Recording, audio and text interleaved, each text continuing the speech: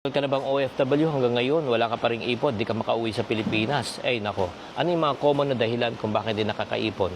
Number one, padala. Di ba? Syempre, kailangan ng pamilya, naintindihan ko, pero wala namang humpay na padala. Number two, yung lifestyle inflation. Pagdating doon, sabik ka, di ba? Tapos, napapagastos ka ng malaki, di ba? Kasi healing of the inner child. Number three, wala kang budget. Kaya kung gusto mo talagang maayos talaga, ang iyong financial journey, let me teach you. Ito yung process, step-by-step guide to para maturuan kayo. Number one, lahat tayo mag-uumpisa tayo na broke tayo. Do you agree? Di ba? Wala tayong pera. Pero next step mo, kailangan matuto ka mag-ipon. Pag natuto ka mag-ipon, ang next na gagawin mo, mag-budget ka. Di ba? Para ma-manage mo. And then next, kung may utang ka, bayaran mo utang mo. Pag utang free ka na, pwede ka na mag-invest at pwede ka na mag-negosyo. Kaya ang ending nito, yayaman ka.